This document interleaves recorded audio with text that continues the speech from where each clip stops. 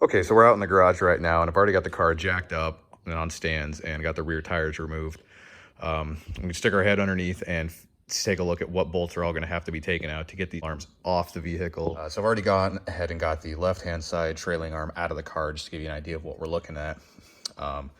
It's bolted in the exact same way on the opposite side of the car. You're going to have three 19mm head bolts and nuts connecting to the knuckle. There's going to be one 12mm bolt retaining some electrical wires on the inboard side, and then you're going to have two 19mm bolts on either end of this trunnion here. So get that out of the way.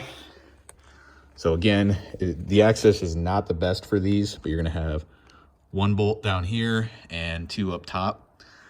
You can get the nut on this one with an extension on an impact, but these other two, I'm honestly going to be using a breaker bar and a socket wrench to get. You could alternatively take your whole rotor and shield off, brake shield off, but that's more work than I want to do today. And then on the inside again, there's that 12mm for the electrical harnesses. And then if we go underneath and look at the bar again, here is the bearing, and you've got one bolt here and one bolt on the inboard side.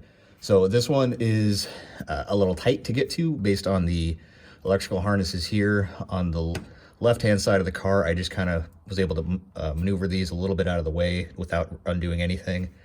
On this side, there's a bolt right here that just holds this little retention bracket into the chassis. I'm just going to undo that and kind of shift the whole thing to the side. And then in order to get a straight shot on these bolts, what I did was just unclip the rear edge of this under arrow shielding.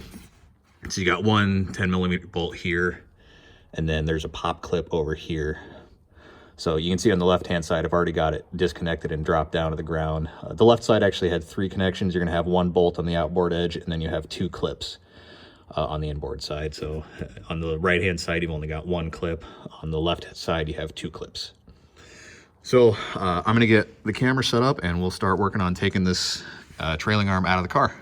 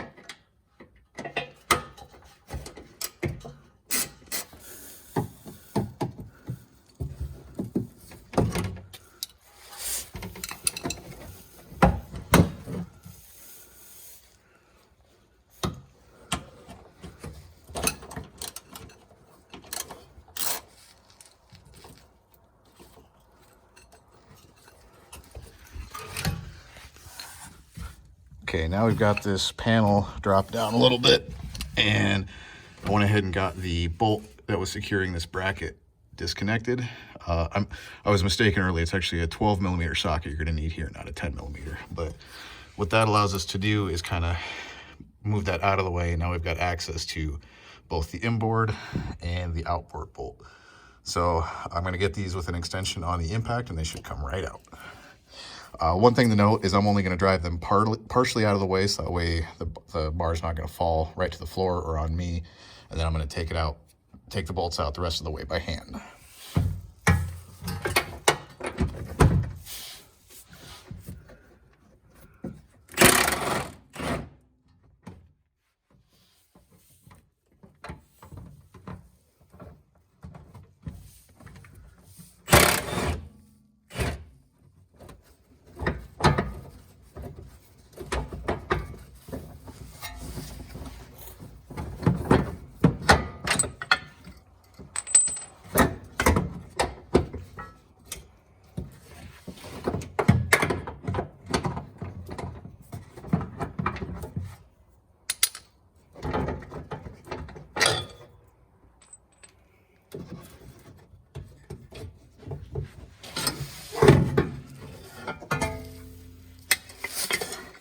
Again, just be mindful of your electrical connections up here as you're coming out, and otherwise it drops right out.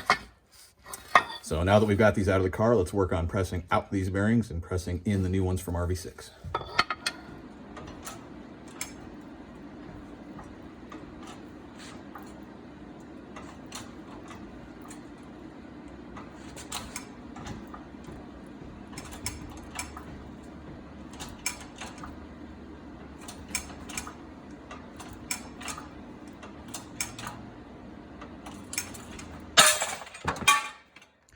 Okay, now that we have the OEM bushing out of the rear trailing arm, we can work on getting the one from RV6 installed.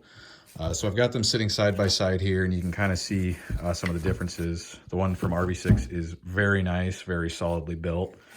And basically we're going to be pressing until it gets to this shoulder, and we're going to be pressing in from the outboard side. So the side that is rounded is going to be the side that comes in. So the best way I've found to get the new bearings from RV6 installed is to actually use a press. So I'm going to be using a shop press right here. And to do so, you're going to need to find yourself a couple of pipe sections or adapter rings. You might be able to find these from a ball joint kit. I was not lucky enough to do so, but I was able to find some scrap pieces of tubing around. And on the inboard side here, I'd recommend finding something that's just slightly larger than the diameter here, so this can fit around and brace against the arm.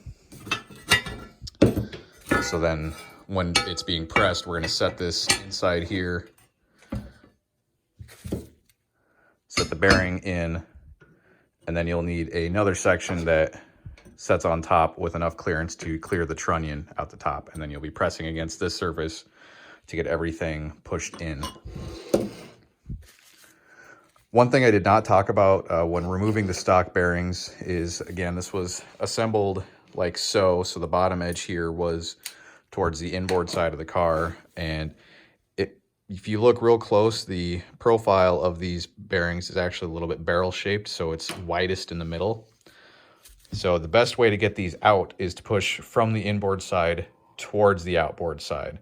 So not only do you have less bushing to push through, you're actually also going from the widest area to a narrower section rather than continuing to go over the wide area if you were to push it the reverse way. So I'm going to get everything stacked up in the press, and then we'll videotape pushing this bearing in.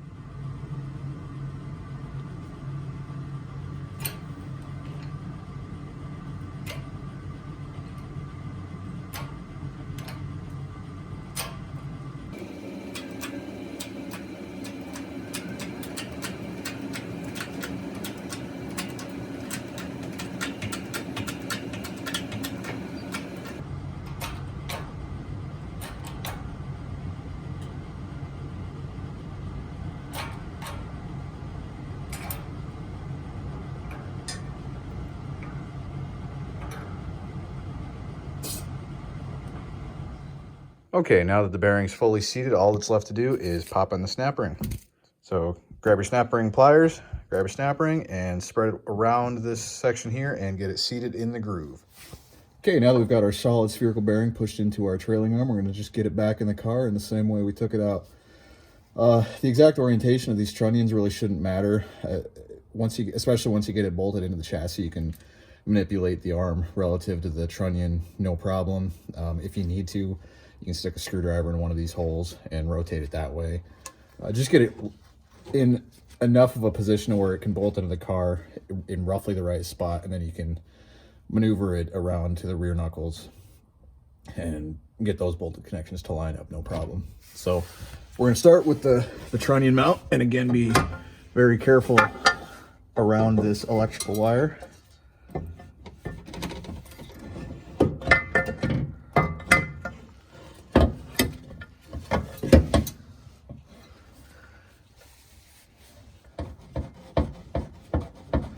And then I'm only going to put these bolts part of the way in so I can manipulate the arm and move it as I need to get it to connect into the knuckle.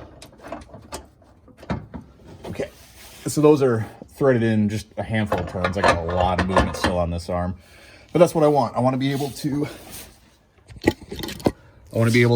move the bar so I can get the holes here at the rear end aligned with the holes in the knuckle itself. So that's what I'm going to do now. And it's about like it sounds, just move the bar until it lines up. You might need to as well pry on the knuckle a little bit. It has probably drooped a tad, but it really doesn't take much to get those components lined up and just slide together.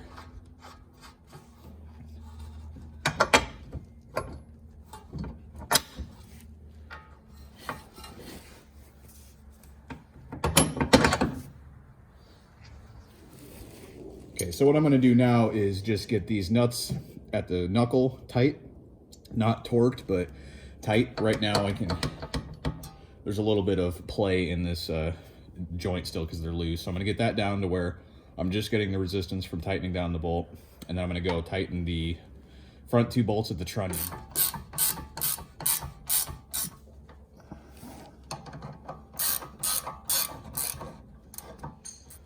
And like I said, I'm just going to take a socket and tighten these front bolts now. Okay, now we're going to wrap up the trailing arm install and get our final torques on. The 3 back here at the rear knuckle are going to be 87 foot-pounds, and then we're going to be 116 foot-pounds up here at the bolts into the chassis. After this, go ahead and get your electrical harness connected back on this side. Make sure you've got your harness connected back into the trailing arm itself here, and then you can pop your splash guards back up into place and you're all done.